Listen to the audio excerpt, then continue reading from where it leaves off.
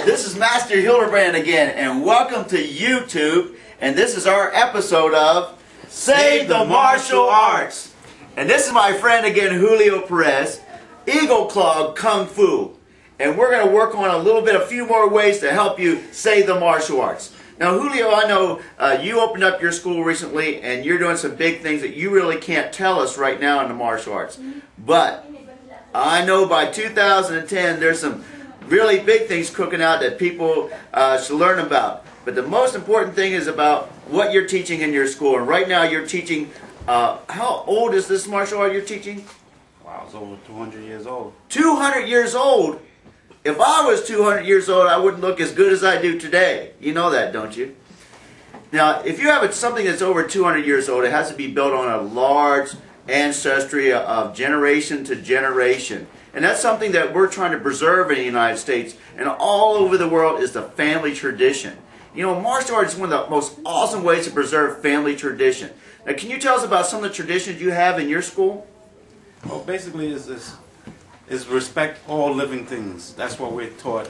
And respect all human beings as one. Respect the community, respect each other.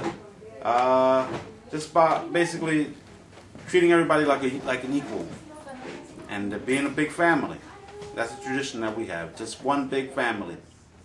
Now, you know, so if I'm walking down the street, I can't really tell you're some kind of Eagle Claw Kung Fu kind of guy because you're wearing this, you know, kind of jacket there, like you just got off of Speedway, you know, track number 5 or something.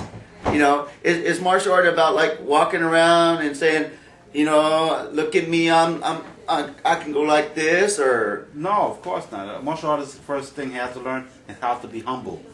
You have to be humble so people, you don't have to show it. There's something that you don't have to show. People should know by your presence and just being yourself and being relaxed. And you shouldn't attract any kind of trouble or anything like that. So I shouldn't have to go around and showing people, hey, I'm a Kung Fu guy. No, I'm just a regular guy. You know what? All the masters are really afraid of is that, like, I hear this from masters all the time. Oh, don't go over and talk to this guy because it has nothing to do with our style, and they're afraid that maybe they're not as good as that person, so they don't want their students to learn about Eagle Claw and their Taekwondo or Karate Do or Hapkido or Okie Doke, you know, whatever the style. They're scared. You know, what do you think? Why do you think they're so? They shouldn't be scared. They shouldn't be scared because all martial arts all come from the same place. We all have to be able to share with each other. That way the martial arts keep growing and keep striving. If we don't share with each other, we can't grow. We can't strive. We have to keep it going. Everybody has something they can learn from everybody. I can learn anything from anybody. But, you know, isn't martial arts... martial arts, like, I knew the school one time in Delaware where these guys were doing martial arts and these black belts were going around to all these other schools and, like, I'm going to kill your black belt. I can kill him because, you know, our school's like the best. We're the strongest. You know, we got it. You know, pow. But that's not what martial arts is about. That's not what it is, to see who's better than who. Martial arts is the development of the person, of each person individually. You have to develop your inner self. That's what martial arts is about. Not to find out that I'm better than this guy or that guy is better than me. No. We all could specialize in our own little way, but we all have to share with each other so we could grow. And it's not me about being better about someone or someone being better than me. You know?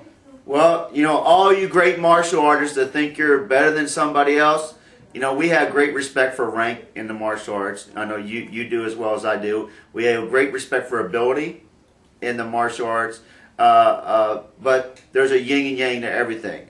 And most important is what kind of person you are. You know, you meet a lot of people who are that ultimate martial artist, like, I can kill you.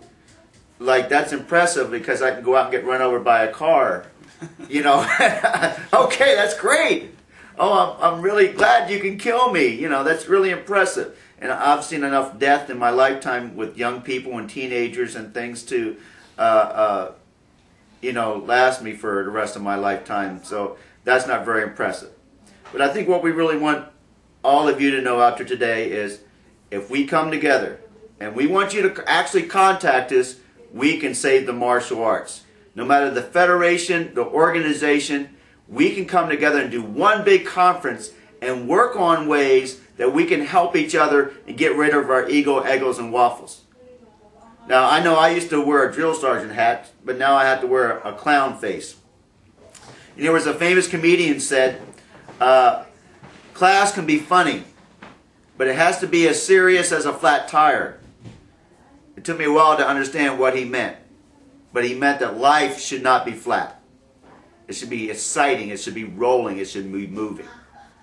So this is Master Hilderbrand with one of the top masters of Eagle Claw, Kung Fu, Sifu. Look at that. Look at that man.